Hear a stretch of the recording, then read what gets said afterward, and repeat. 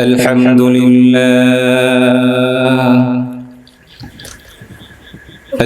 لله نحمده ونستعينه ونستغفره ونؤمن به ونتوكل عليه ونعوذ بالله من شرور أنفسنا ومن سيئات أعمالنا من يهده الله فلا مضل له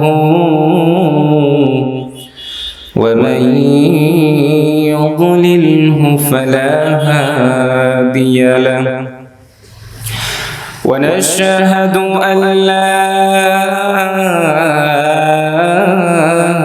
إله إلا الله وحده لا شريك له ونشهد أن سيدنا وسندنا وحبيبنا وحبيب ربنا وطبيبنا وطبيب قلوبنا وطبيب أرواحنا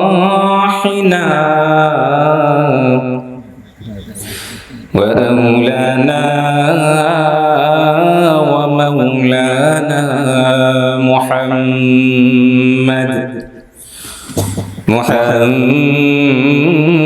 محمدا عبد الله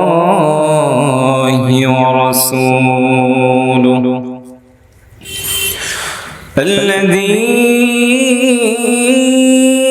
الذي أرسله الله تعالى بالحق بشيرا ونذيرا وداعيا إلى الله بإذنه وسراجا وقمرا منيرا فقد قال الله سبحانه وتعالى في كلامه المجيد وفي الفرقانه التوحيد أعوذ بالله من الشيطان الرجيم بسم الله الرحمن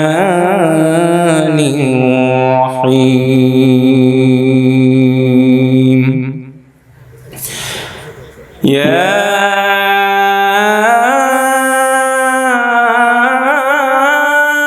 أيها الذين آمنوا توبوا إلى الله توبة نصوحا عسى ربكم أن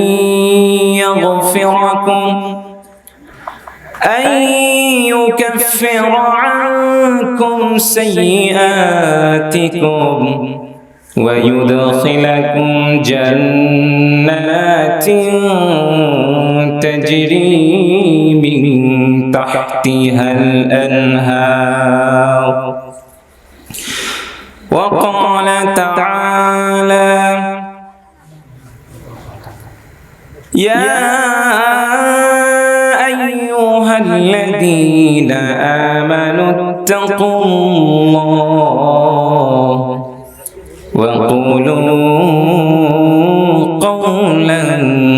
سديدا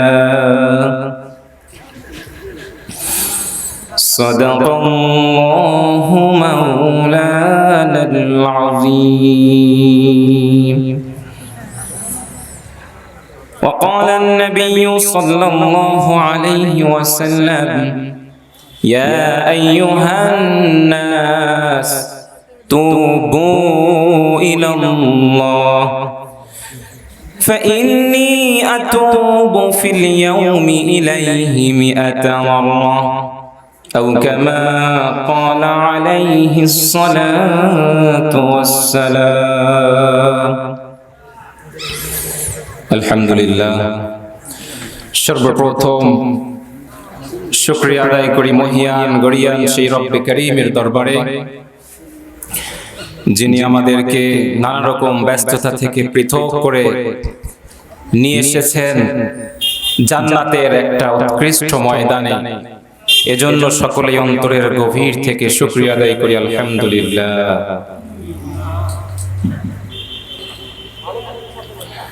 আল্লাহ পাক রব্বুল আলামিন পৃথিবীতে মানুষকে পাঠিয়েছেন, তাই না?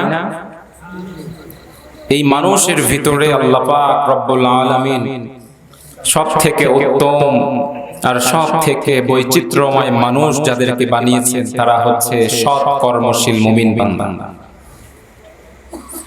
সুতরাং মুমিনরা এমন হবে তাদের ভিতরে কোনো রকম দ্বন্দ্ব ফাসাদ থাকবে না, তাদের ভিতরে একমাত্র আল্লাহ রাব্বুল আলামিনের ভয় থাকবে, ঠিক কিনা? যাদের হৃদয়ে আছে আল্লাহর ভয় তারা কভু পথ ভুলে যায় না। আল্লাহর প্রেম ছাড়া এই দুনিয়ায় কারো কাছে মাথা নত করে না, ঠিক কিনা? যাদের হৃদয়ে আছে আল্লাহর ভয় তারা কভু পথ ভুলে যায় না। আল্লাহর প্রেম ছাড়া এই দুনিয়ায় কারো কাছে মাথা নত করে না। আমরা আল্লাহ ছাড়া আর কারো কাছে মাথা নত করব? তাহলে আমাদেরকে মাথা নত করতে হবে কার কাছে? আল্লাহর কাছে। আল্লাহর হাবিব জানিয়েছেন কোন বান্দার কোন হারানো জিনিস, কোন সাওয়ারি একটা বিশাল মরুভূমির ভিতরে সে আছে, এমন একটা অবস্থায় তার একমাত্র সাওয়ারি আরোহণের জন্তু সেটা হারিয়ে গিয়েছে। টেনশনে পেরেশানিতে সে চিন্তিত হয়ে একটা গাছের নিচে বসে আছে। হঠাৎ তার চোখটা বন্ধ হয়ে গেছে। হঠাৎ করে যখন চোখটা খুলে গেছে, তার সামনে যখন সে দেখতে পেয়েছে যে তার বাহনটা দাঁড়িয়ে আছে, এই বান্দা যতটা খুশি হয়, আল্লাহর কোন বান্দা যদি তাওবা করে ফিরে আসে, রিটার্ন করে, কাম ব্যাক করে, আল্লাহ পাক রব্বুল আলামিন এর থেকেও বেশি সেই বান্দার উপর সন্তুষ্ট হন। সুবহানাল্লাহ। এজন্য আল্লাহ পাক রব্বুল আলামিন জানাচ্ছেন, ইয়া আইয়ুহাল্লাযীনা আমানু তুবু ইলাল্লাহি তাওবাতান নাসুহা। ও দুনিয়ার মানুষেরা, ও আমার মুমিন বান্দারা, পৃথিবীর ভিতরে যখন তোমরা বিচরণ করবে, জমিনের ভিতরে যখন তোমরা চলবে, তোমাদের ভিতরে নানা রকম ভুল ত্রুটি প্রকাশ পাবে, অন্যায় হয়ে যাবে, পাপ কাজ হয়ে যাবে, হাত দিয়ে নানা রকম দুর্ঘটনা প্রকাশ পাবে। এরপরে অন্যায় করার পরে তোমরা যদি ফিরে আসো, আমি আল্লাহ রাব্বুল আলামিন তোমাদেরকে পরিপূর্ণ রূপে পবিত্র করে দিব, তোমাদের গুনাহগুলোকে মাফ করে দিব। 2 নম্বরে, যেই অন্যায় পৃথিবীর বুকে তোমরা করেছো, যেই ভুল জমিনের ভিতরে তোমরা ঘটিয়েছো, এই সব ভুলগুলিকে আমি নেকি দিয়ে পরিবর্তন করে দিব। 3 নম্বরে পুরস্কার দেব, ওয়া ইউদখিলাকুম জান্নাত,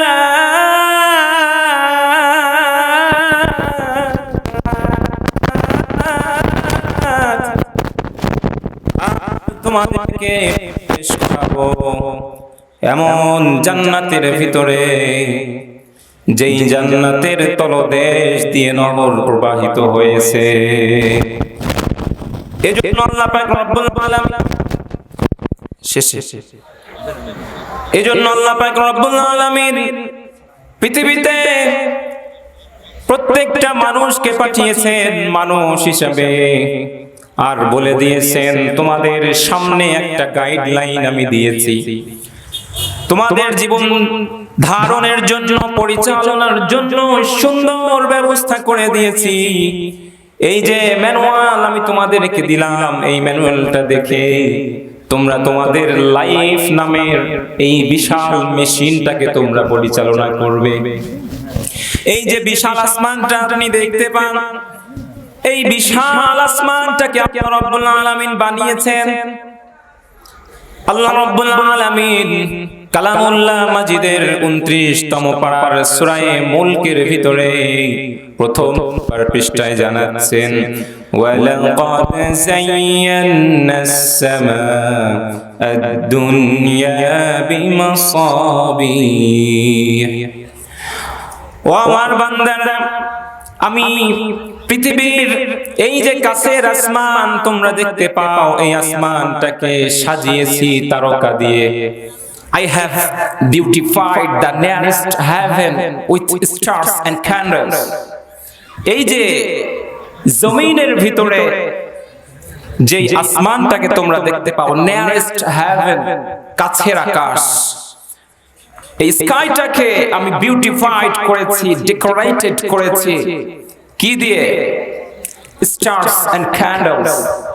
স্টার্স মানে হচ্ছে তারকা খচিত করে, চন্দ্র সূর্য আলো দিয়ে এই পৃথিবীর আসমানটাকে আমি সাজিয়েছি, ডেকোরেশন করেছি। এই যে সামিয়ানাটা দেখতে পাচ্ছেন না, আপনারা বসে আছেন, কি সুন্দর করে এটাকে সাজানো হয়েছে। এই পরিবেশটা এমন ছিল, এই যে ডেকোরেশন থেকে নিয়ে এসে এত সুন্দর করে ডেকোরেট করার পরে একটা পরিবেশ ক্রিয়েট হয়েছে, পরিবেশ তৈরি হয়েছে। এইখান থেকে আমরা এই পরিবেশটা পেয়েছি, এরপরে এখানে এসে বসতে পেরেছি। এই যে বিশাল পৃথিবীটা ছিল, এইটার পরিবেশটাও এমন ছিল না। আল্লাহ রাব্বুল আলামিন পৃথিবীটাকে সাজিয়েছেন। আল্লাহ রাব্বুল আলামিন এই জন্য জানাচ্ছেন, وَجَعَلْنَاهَا رُجُومًا لِلشَّيَاطِينِ وَأَعْتَدْنَا لَهُمْ عَذَابَ السَّعِيرِ। আল্লাহ রাব্বুল আলামিন বলতেছেন, আমি প্রথম আসমানটাকে তারকা খচিত করেছি, চন্দ্র সূর্য দিয়ে সুসজ্জিত করেছি। তাই শুধু তাই নয়, এই যে সায়েন্স যুগে আমরা যদি চর্চা করি, একটু লিখি, এই পৃথিবীর প্রথম আসমানটাকে আল্লাহ রাব্বুল আলামিন এত বিশাল করেছেন। এই প্রথম আসমানটাকে আমরা দেখতে পাই, এরকম সপ্ত আকাশ আল্লাহ রাব্বুল আলামিন দিয়েছেন। প্রথম আসমানটার নাম হচ্ছে রাকিয়া। এই আসমানটাকে আল্লাহ ধোঁয়ার মতো ধোঁয়া দিয়ে তৈরি করেছেন। এই আসমানের ফ্লেভারটা হচ্ছে ধোঁয়া। 2 নম্বরে আল্লাহ রাব্বুল আলামিন একটা আসমান দিয়েছেন, এরকম ভাবে একটা আসমান তামার, আরেকটা আসমান সোনা দিয়ে তৈরি, আরেকটা আসমান আল্লাহ নানা রকম সুন্দর সুন্দর উৎকৃষ্ট জিনিস দিয়ে তৈরি করেছেন। এই সপ্ত আকাশটাকে সাজিয়েছেন। এই যে প্রথম আকাশ আমরা দেখতে পাই, এই আকাশটা আমাদের কাছে যত বড় মনে হয়, এই প্রথম আসমানের তুলনায় দ্বিতীয় আসমানটা কত বড় আমরা কি জানি?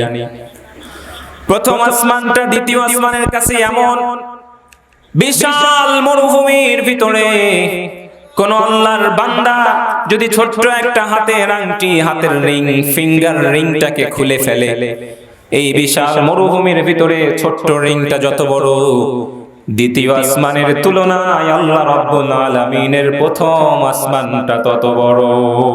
সুবহানাল্লাহ বললেন, সুবহানাল্লাহ বাড়িতে যে বলেন। এত বিশাল সৃষ্টির রহস্য শুনেও যদি আমাদের ভিতরে আল্লাহর নামটা মুখ দিয়ে বের না হয়, আমাদের মতো মুসলমানের জন্য ধ্বংস ছাড়া আর কিছুই নাই। আল্লাহর নাম বলতে কষ্ট হয়? কার কার কষ্ট হয় হাত উঠান। আল্লাহর নাম বলতে কষ্ট হয়? এখন থেকে বলবেন। আল্লাহর নাম বললে সওয়াব আছে না গুনাহ আছে? সারাদিন চায়ের স্টলে বসে, হাটে বাজারে, ক্ষেত খামারে, জমিতে, বিভিন্ন জায়গায় বসে সারাদিন তো গল্প করেন, এখন অন্তত দুই একবার আল্লাহর নামটা জপেন। আমার কথার সাথে একমত? আলোচনা সামনে আগাবো না শেষ করব? ভালো লাগছে? আপনারা যদি রেসপন্স করেন আরো সুন্দর সুন্দর কথা শোনাবো। আল্লাহ রাব্বুল আলামিন এরপরে বলতেছেন, দ্বিতীয় আসমানটা কত বড়? দ্বিতীয় আসমানটা তৃতীয় আসমানের কাছে ছোট্ট একটা আংটির মতো। তৃতীয় আসমানটা চতুর্থ আসমানের কাছে ওরকম ছোট্ট একটা আংটির মতো। এরকম ভাবে সাতটা আসমান একটা আরেকটার থেকে এত বিশাল। তাহলে একটু ভাবেন না যে আল্লাহ এত বিশাল সৃষ্টি করলেন, ওই আল্লাহ রাব্বুল আলামিন কত বড়। আল্লাহ রাব্বুল আলামিন এই যে পৃথিবী সাজিয়েছেন, শুধু কি সাতটা আকাশ দিয়েছেন তাই না? প্রথম আসমানে কি আছে? প্রথম আসমান আমরা দেখি, এই আসমানের ভিতরে হাজারো নক্ষত্র আছে। আমাদের সব থেকে সন্নিকটের একটা নক্ষত্র আছে, গ্রহ আছে, যার নাম হচ্ছে প্রক্সিমা সেন্ট্রাই। এরকম ভাবে আলফা সেন্ট্রাই, একটার পর একটা এরকম ভাবে এই যে সূর্য আমরা দেখতে পাই, এই সূর্যটা এই পৃথিবী থেকে 13 লক্ষ গুণ বড়। শুধু কি তাই, এই পৃথিবী থেকে আলোর গতি সব থেকে বেশি। এই সূর্যের আলো পৃথিবী পর্যন্ত পৌঁছতে সময় লাগে 8.5 মিনিট সময় লাগে আলো পৌঁছাইতে। তাহলে এত বিশাল সূর্যকে আল্লাহ বানিয়েছেন, সে আল্লাহ কত বড়। শুধু কি সূর্যই শেষ? না না, সূর্য থেকে হাজার হাজার গুণ বড় নক্ষত্র আল্লাহ দিয়েছেন। শুধু কি এই কয়টা নক্ষত্র দিয়েছে? না না, এইটা হচ্ছে একটা জগতের নক্ষত্রগুলি। এরকম কত হাজার গ্যালাক্সি আল্লাহ রাব্বুল আলামিন দিয়েছেন। বিজ্ঞান গবেষণা করে জানিয়েছেন এরকম প্রায় 40 মিলিয়ন গ্রহ গ্যালাক্সি রয়েছে। সুবহানাল্লাহ। এক একটা গ্যালাক্সির ভিতরে শত শত নক্ষত্র আল্লাহ দিয়েছেন। সুতরাং আমার ভাইরা একটু চিন্তা করেন না, এই বিশাল পৃথিবী যিনি দিলেন, ওই আল্লাহ রাব্বুল আলামিন আমাদের কাছে কি চান? জমিনের ভিতরে ফসল ফলায় কে খাবে? বান্দা খাবে।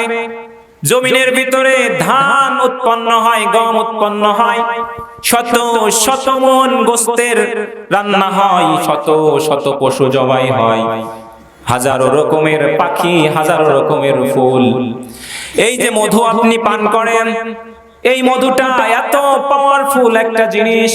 এই মধু আপনি তৈরি করতে পারবেন।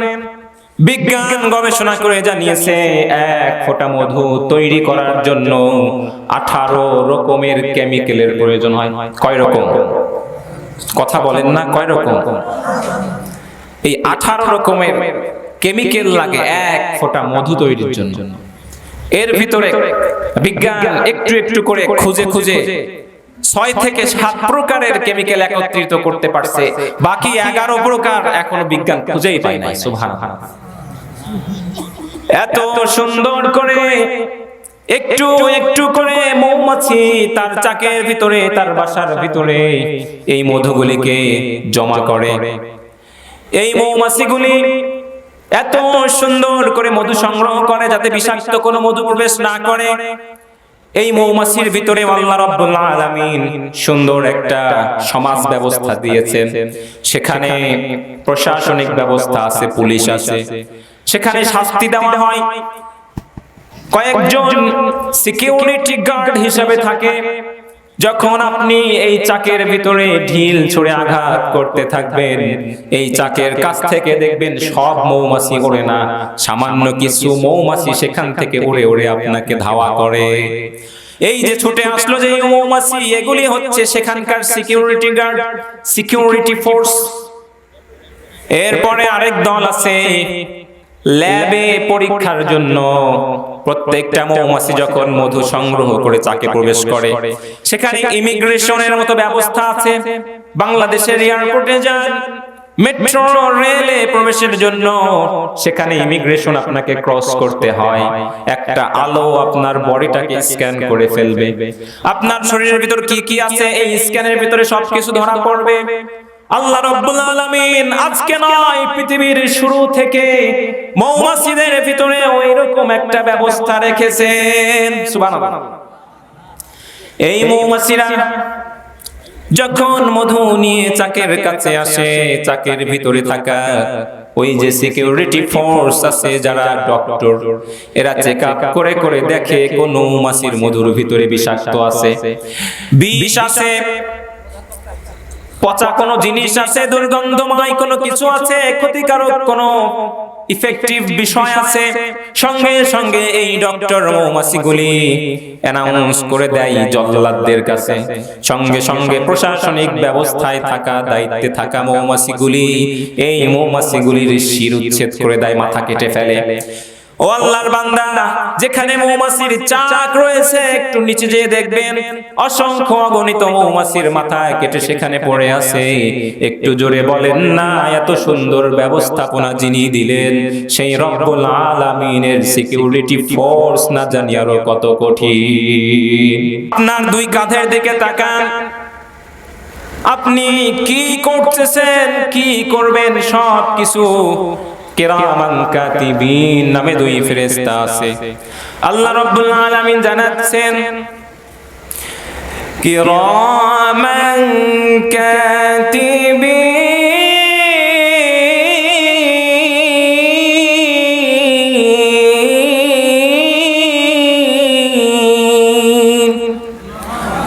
ইয়ালামুনা মা তাফআলুন।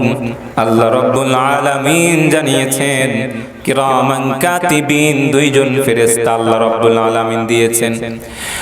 এই দুইজন ফেরেশতার আন্ডারে অসংখ্য অগণিত ফেরেশতা থাকে। আপনার সঙ্গে শুধু একজন নয়, দুইজন নয়, অসংখ্য ফেরেশতা আল্লাহ রাব্বুল আলামিন দিয়েছেন। এর ভিতরে কয়েকজন থাকে আপনার গার্ড দেওয়ার জন্য। কোন বিপদ যখন চলে আসে, আপনাকে প্রোটেকশন দেওয়ার জন্য এই ফেরেশতাগুলি সামনে চলে এসে বিপদটাকে প্রতিহত করে। কোন ফেরেশতা আছে যখন আল্লাহ রাব্বুল আলামিন তাদেরকে অর্ডার করেছেন যখন কোনো অন্যায় করবে তুমি লিপিবদ্ধ করবে। আরেকজনকে দায়িত্ব দিয়েছেন যখন কোনো ভালো কাজ করবে তুমি লিখে ফেলবে। সুতরাং ও বান্দা, একটু তাকিয়ে দেখেন, আপনি যদি অন্যায় করেন সঙ্গে সঙ্গে এইটা আল্লাহ রাব্বুল আলামিনের ক্যামেরার ভিতরে রেকর্ড হয়ে যাচ্ছে। আপনি যখন তওবা করবেন, আপনি যখন ফিরে আসবেন, আপনি যখন আল্লাহর কাছে এসে মাথাটাকে সারেন্ডার করে দিবেন, আত্মসমর্পণ করবেন, আল্লাহ রাব্বুল আলামিন আপনি যে অন্যায় করেছিলেন ওই অন্যায়টাই শুধু মাফ করবে না, যেই খাতায় লেখা হয়েছে ওই খাতা থেকে ওটা মুছে দিবে, মিশে যাবে, ভ্যানিশ হয়ে যাবে। যেই ফেরেশতা লিখেছিল এই ফেরেশতার দিমাগ থেকে, মেমোরি থেকে এইটা আউট হয়ে যাবে।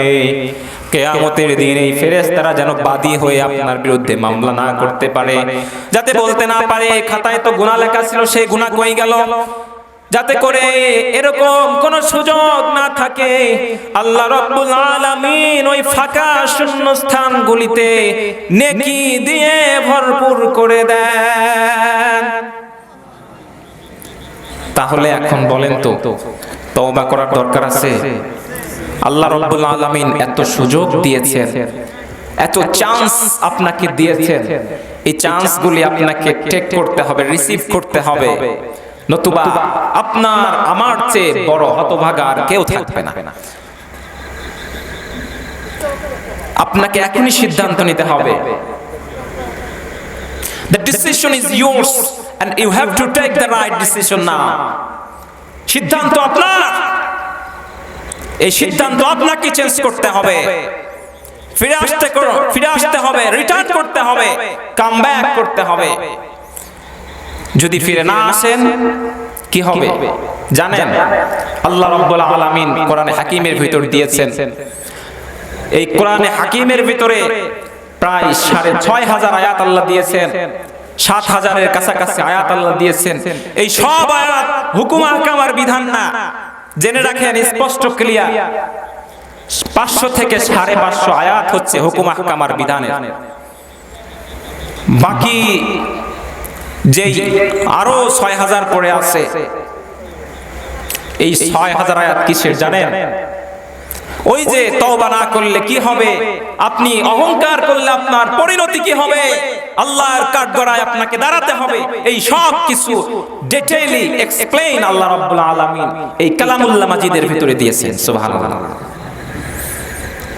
এরকম ভাবে আল্লাহ রাব্বুল আলামিন জানাচ্ছেন, পৃথিবীর বুকে মোস্ট ওয়ান্টেড তালিকায় ১ নম্বরে ছিল ফিরাউন। এই ফিরাউন নিজে অহংকার করত, আল্লাহ রাব্বুল আলামিন অনেক সুযোগ দিয়েছিল তাকে। এই ফিরাউনকে আল্লাহ রাব্বুল আলামিন অনেকগুলি সুযোগ দিয়েছিল। আল্লাহ রাব্বুল আলামিন জানাচ্ছেন, ওয়া হাল আতাকা হাদিসু মূসা ইয রাআ নারান ফাকালা লিআহলিহিম কুসু ইন্নী আনাস্তু নারা। তোমাদের কাছে কি মূসা আলাইহিস সালামের ঘটনা আসে নাই? তোমাদের কাছে কি হযরতে মূসা আলাইহিস সালামের ঘটনা পৌঁছায় নাই? তোমরা কি এই ঘটনা শোনো নাই? আল্লাহ রাব্বুল আলামিন জানাচ্ছেন, আমি পৃথিবীতে মোস্ট ওয়ান্টেড হিসেবে ঘোষণা করেছি ফিরাউনকে। তোমরা কি জানো এই ফিরাউন কে ছিল? আল্লাহ রাব্বুল আলামিন ফিরাউনের পরিচয় না করে দিয়ে হযরতে মূসা আলাইহিস সালামের পরিচয় দিয়েছেন। হযরতে মূসা আলাইহিস সালাম আল্লাহ রাব্বুল আলামিন তাকে নবী হিসেবে প্রেরণ করেছেন। কেমন ভাবে? হঠাৎ করে একদিন ফিরাউনের মন্ত্রী সভার বড় বড় জ্যোতিষবিদ্যায় পারদর্শী ব্যক্তিগুলি ছিল। আছে না জ্যোতিষবিদ্যায় পারদর্শী? ভাগ্য বলে দেয় হাত দেখে, এরকম মিথ্যা জ্যোতিষী আছে না? এই জ্যোতিষে বিশ্বাস করা যাবে? বিশ্বাস করা যাবে না।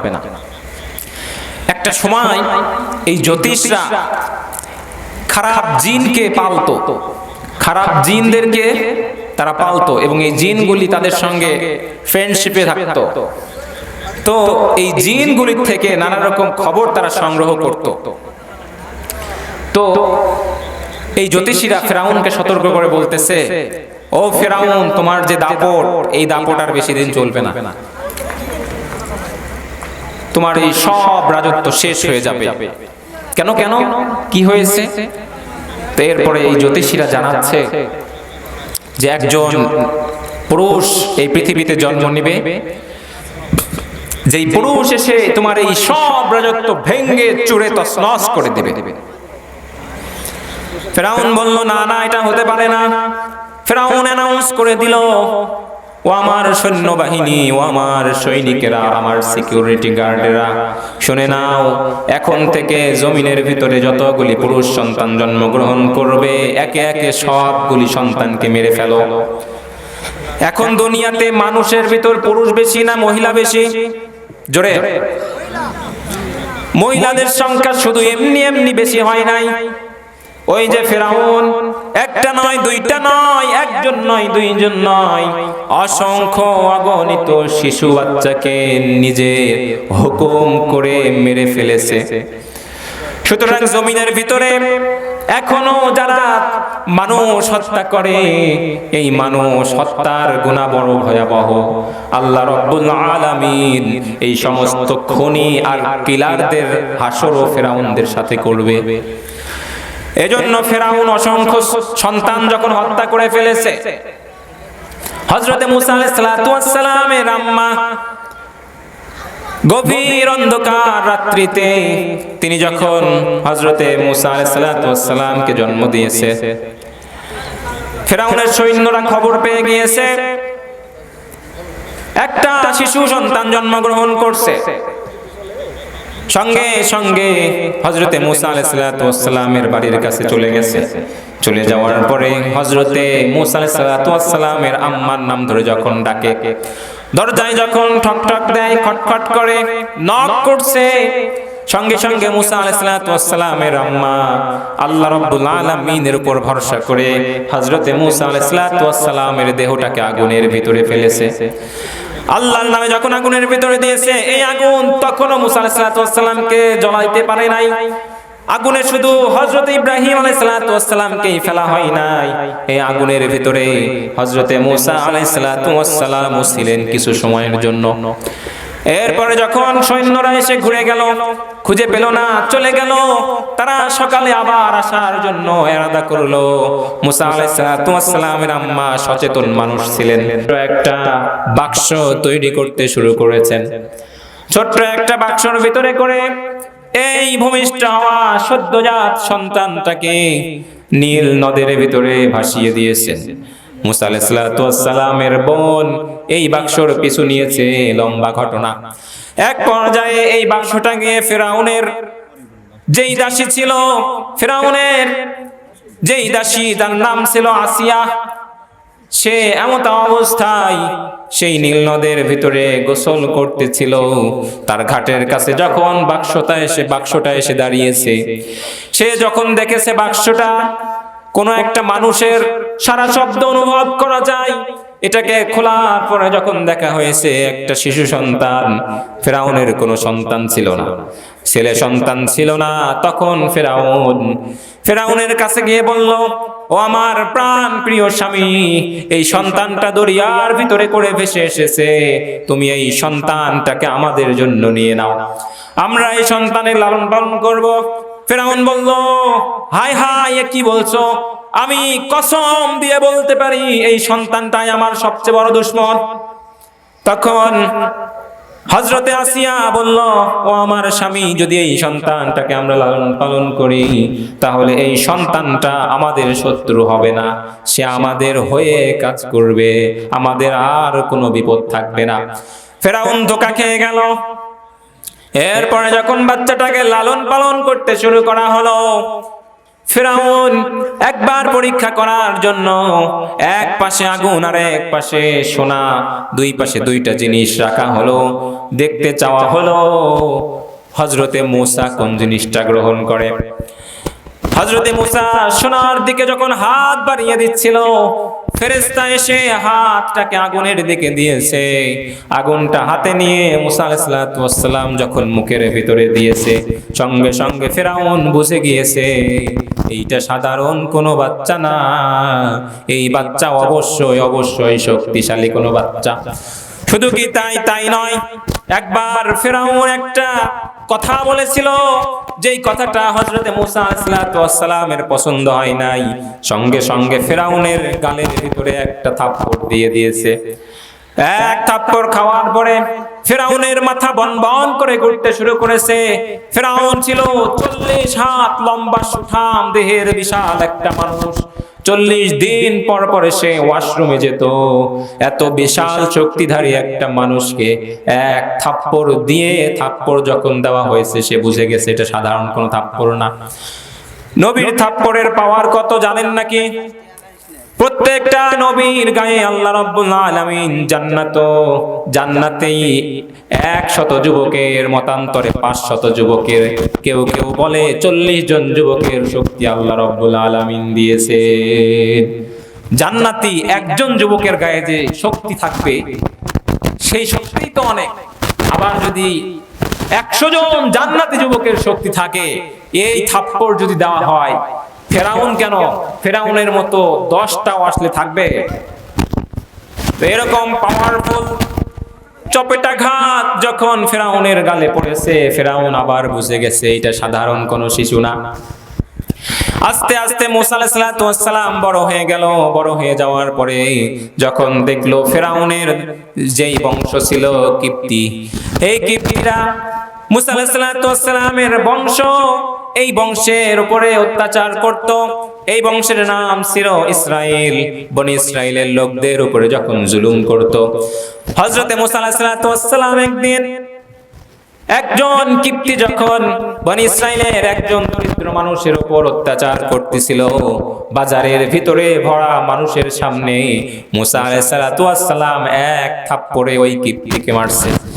আল্লাহর কি কাজ, এক থাপ্পড় যখন মারছে, নবুয়তি এক থাপ্পড়ের আঘাতে এই কিপ্তিটা সঙ্গে সঙ্গে দুনিয়া থেকে বিদায় নিয়েছে। আল্লাহু আকবার। যখন ফেরাউনের কানে খবরটা চলে গিয়েছে, ফেরাউন বুঝে গিয়েছে এই তো এখন আমার বিরুদ্ধে কথা বলা শুরু করেছে। ফেরাউন নিজেকে খোদা হিসাবে দাবি করত। ইন্নী আনা রাব্বুকুমুল আ'লা। ফেরাউন দাবি করেছিল আমি এই মহাবিশ্বের সব থেকে বড় শক্তিধর খোদা। নাউজুবিল্লাহ। সে তওবা করেনি, ফিরে আসে নাই। আল্লাহ রাব্বুল আলামিন নানা রকম ভাবে তাকে সুযোগ দিয়েছে। নানা রকম ভাবে যখন তাকে আল্লাহ রাব্বুল আলামিন চান্স দিয়েছে, এই চান্সগুলি ফেরাউন গ্রহণ করে নাই। ফেরাউনের কাছে যখন এই খবরটা চলে গিয়েছে, মুসা আলাইহিস সালামের পিছনে সে সৈনিক পাঠিয়ে দিয়েছে, ফোর্স পাঠিয়েছে। এই ফোর্স, এই বাহিনী, এই পুলিশরা যখন হযরতে মুসা আলাইহিস সালামকে ধরতে চলে গেছে, মুসা আলাইহিস সালাম তখন সেই দেশ থেকে চলে গেল।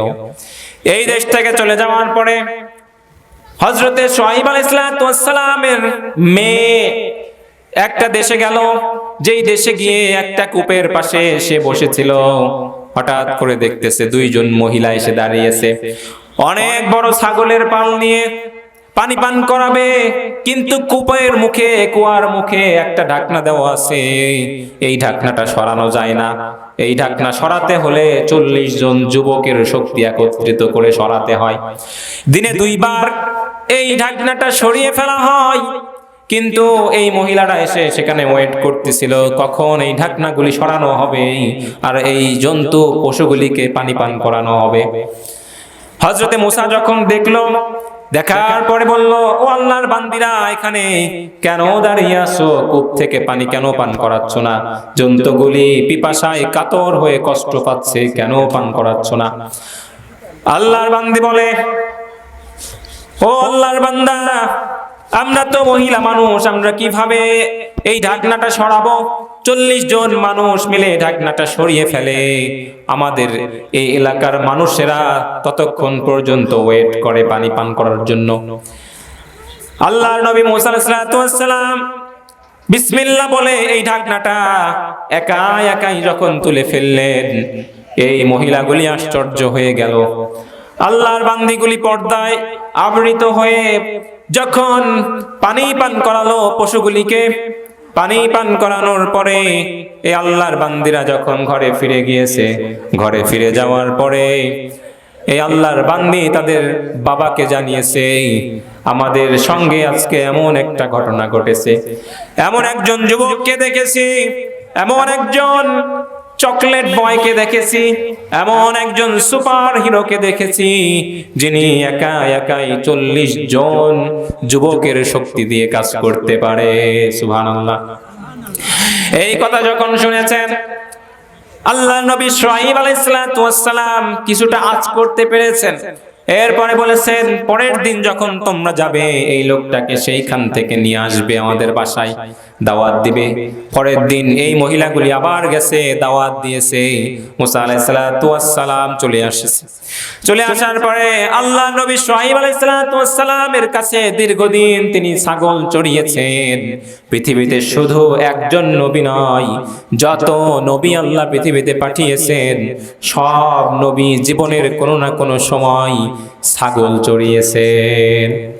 এমনকি আমাদের নবী হযরতে মুহাম্মদুর রাসূলুল্লাহ সাল্লাল্লাহু আলাইহি ওয়াসাল্লাম তিনিও ছাগল চড়িয়েছেন। এর মানে কি? এর মানে ছাগল চড়ানোর মাধ্যমে মানুষের ভিতরে ধৈর্য তৈরি হয়।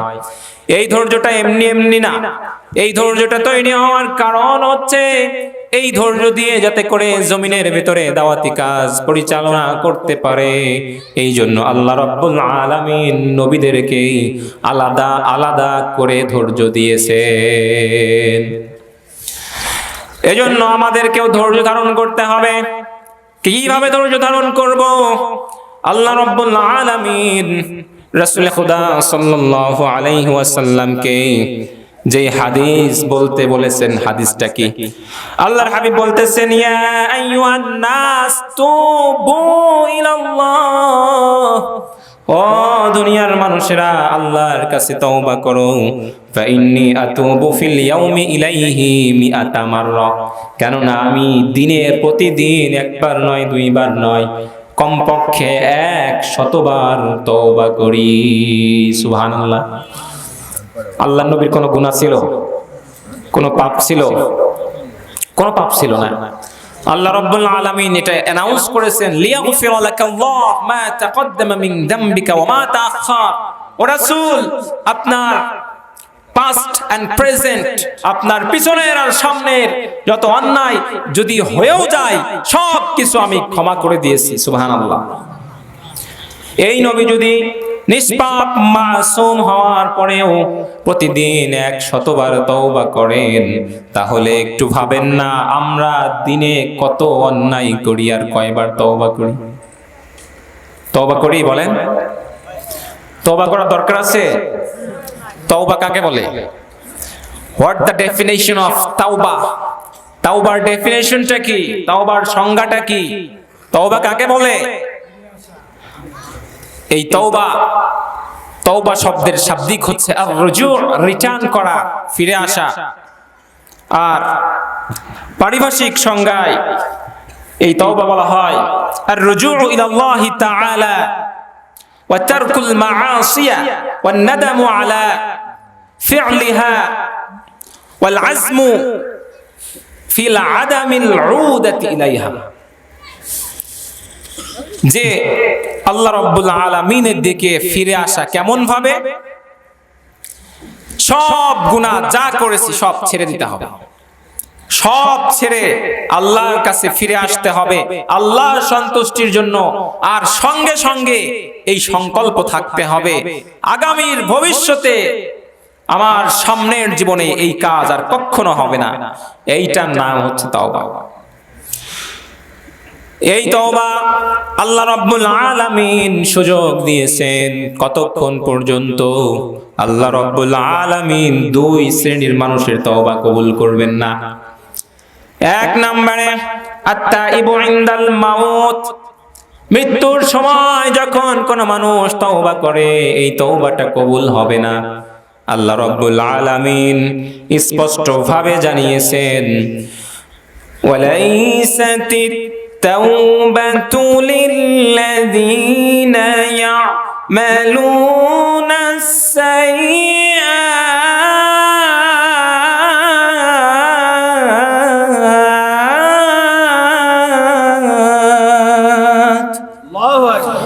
আল্লাহ রাব্বুল আলামিন জানাচ্ছেন আর কোন তওবা নাই, আর কোন তওবা কবুল করা হবে না। কখন? আর কোন তওবা কবুল করা হবে না লিল্লাযীনা ইয়া'মালুনাস সাইয়্যাত, যারা সারা জীবন পাপাচার করেছে, অন্যায় করেছে, জুলুম করেছে, হাত্তা ইযা হাদারা আহাদাহুমুল মাউত, ইন দ্য মিন টাইম তার মৃত্যু উপস্থিত হয়ে গেছে। তার মৃত্যুটা যখন চলে এসেছে এই সময় আর কোনো তওবা নাই।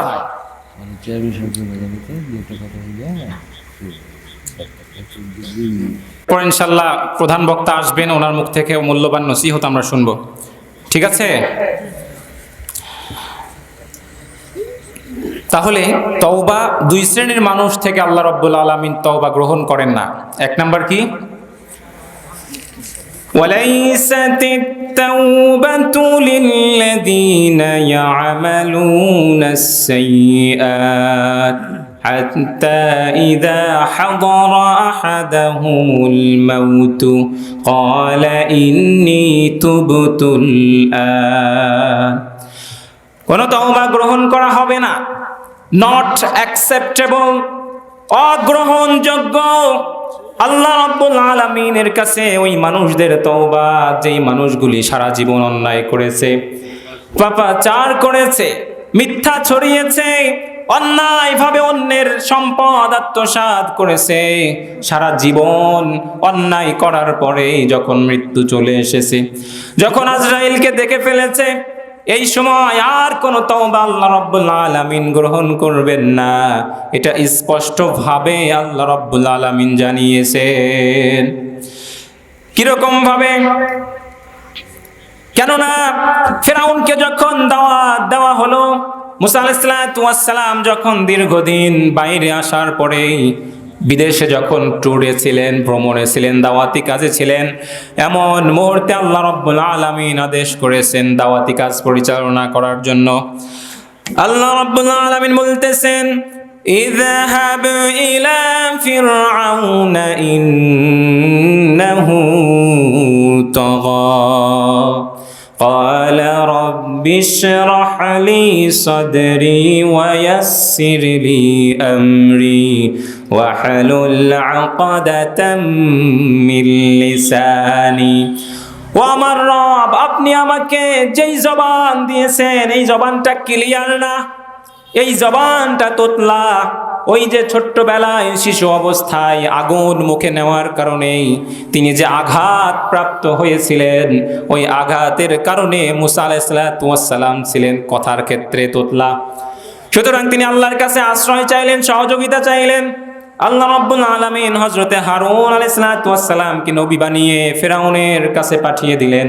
ফিরআউনের কাছে যখন আসলো, আসার পরে তখন ফিরআউন যখন তাদেরকে দাওয়াত দেওয়া হলো, ও ফিরআউন, তুমি যে নিজেকে খোদা হিসাবে দাবি করো, নিজেকে রব হিসাবে দাবি করো, তুমি তো রব নও, তুমি তো আল্লাহ নও।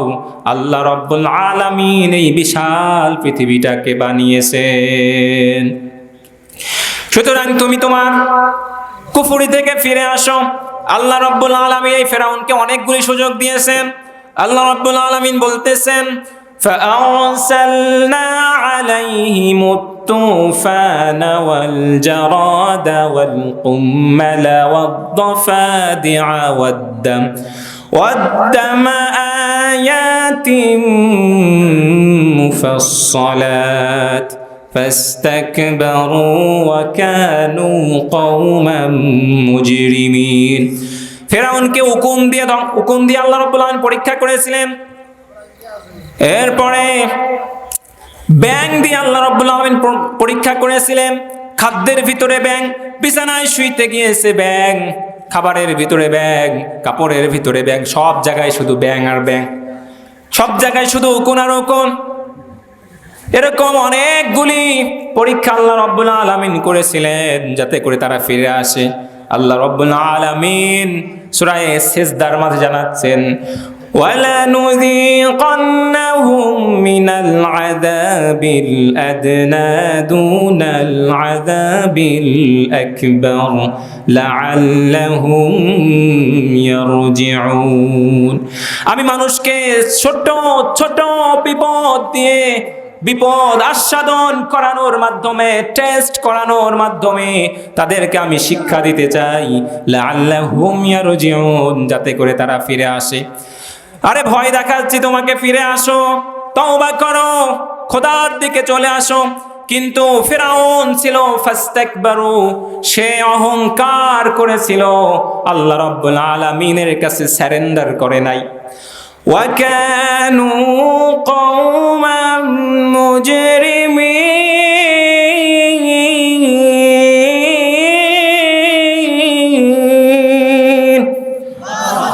আল্লাহ রাব্বুল আলামিন বললেন ওয়াকানু কওমান মুজরিমিন, ফিরআউন ছিল মুজরিম, মোস্ট ওয়ান্টেড পারসন। ফিরআউন ছিল কি? ক্রিমিনাল। পৃথিবীর ইতিহাসে সব থেকে বড় 5 জন ক্রিমিনালের একজন হচ্ছে ফিরআউন। সুতরাং এই ফিরআউন তওবা করে নাই, ফিরে আসে নাই। যখন দরিয়ার ভিতরে আল্লাহ রাব্বুল আলামিন এই ফিরআউনকে আযাবে নিপতিত করলো, তখন এই ফিরআউন কি বলতেছে জানেন? ফিরআউন বলতেছে, আমি তওবা করলাম, ফিরে আসলাম, আমানতু বিরাব্বি হারুন ওয়া মূসা, মুসার হারুনের রবের উপর আমি ঈমান আনয়ন করলাম। কিন্তু আল্লাহ রাব্বুল আলামিন আগেই তো ঘোষণা দিয়েছেন, ওয়ালাইসাতিত তাওবাতু লিল্লাযীনা ইয়ামালুনাস সাইয়্যাত হাত্তা ইযা হাদারা আহাদাহুমুল মাউত। যখন তোমার ডেথ তোমার কাছে এসে উপস্থিত হয়ে যাবে, this is not acceptable in this time, এই সময় এই তওবাটা, এই কামব্যাকটা আল্লাহ আর গ্রহণ করবে না। This is the most experience. আল্লাহ রাব্বুল আলামিন এখান থেকে যেই শিক্ষাটা দিতে চাচ্ছেন সেইটা হচ্ছে, এই যে ফিরাউন তখন কি করছে? তওবা করছে। এই তওবা তখন গ্রহণ হবে না, এটা আল্লাহ রাব্বুল আলামিন আগেই জানিয়েছেন। আল্লাহ রাব্বুল আলামিন এটা গ্রহণ করবেন না। কেন করবেন না? কারণ তার ডেথ উপস্থিত হয়ে গেছে। তো এই ফিরাউনের কাছে যখন এই বিপদ সে যখন চাক্ষুষভাবে দেখতেছে, আই উইকনেস হয়ে দেখতেছে, তখন সে বুঝে ফেলছে, হায় হায় আমার সব কিছু শেষ। এখন যদি মুসার রবের ওপর ঈমান না আনি তাও কি হবে না, আর বাঁচার উপায় নাই। তখন কি করছে? ক্বালা ইন্নী তুবতুল আন, আমি ঈমান আনলাম, ও আল্লাহ মাফ করে দাও। মুসার হারুনের রবের ওপর ঈমান আনলাম। কিন্তু এই ঈমান কিনা গ্রহণযোগ্য না, টোটালি ভ্যালুলেস, কোনো মূল্য নাই, মূল্যহীন। তাহলে একটু বলেন তো আমাদের জীবনের কি অবস্থা? ফেরাউনকে তো আল্লাহ কয়েকবার সুযোগ দিয়েছে, সে তো ছিল কাফের, আমরা তো মুমিন বিলিভার্স। আমাদের অ্যাটিটিউড কেমন হওয়া দরকার? আমাদের সম্মান আল্লাহ কত দিয়েছেন, মর্যাদা কত উন্নীত করেছেন, আমাদের সেই ধারণাই নাই। কেন ইমাজিন, আপনি কি কল্পনা করতে পারেন আপনার সম্মান আল্লাহ কত দিয়েছে? একজন পৃথিবীতে একজন মুমিন যতদিন বেঁচে থাকবে, এই বিশাল শক্ত আকাশ, শক্ত জমিন আল্লাহ রাব্বুল আলামিন ধ্বংস করবেন না, কায়েম রেখে দিবেন। সুবহানাল্লাহ। তাহলে এখন বলেন তো তওবা করবেন? আজকের আলোচনার মূল কনসেপ্ট, আজকের আলোচনার মূল মেসেজটা কি? মূল মেসেজ হচ্ছে অতীতের সব ভুল থেকে সারেন্ডার করতে হবে, ফিরে আসতে হবে। পারা যাবে? কি বলেন ভাইরা, পারা যাবে? সকলেই দুহাত তুলে আল্লাহ রাব্বুল আলামিনকে দেখান তো একটু, হাত উঁচা করেন বাবাজিরা। এই হাত আল্লাহ রাব্বুল আলামিন দেখেছেন, আপনারা তাওবা করছেন, ফিরে আসছেন, আল্লাহ সকলের তাওবাকে কবুল আর মঞ্জুর করে নেন। হাত নামান। তাহলে এখান থেকে আমরা শিক্ষা পেলাম কি বলেন তো? তওবা, জীবনের যে অবস্থায় থাকেন সব সময় ইস্তেগফার করবেন, আল্লাহকে বলবেন আল্লাহ ক্ষমা করে দেন, ক্ষমা করে দেন বলবো, সাথে সাথে কি আল্লাহর হুকুমগুলাও পালন করতে হবে। ঠিক আছে, পারা যাবে? আল্লাহ রাব্বুল আলামিন আমাদেরকে পরিপূর্ণভাবে তৌফিক দান করেন।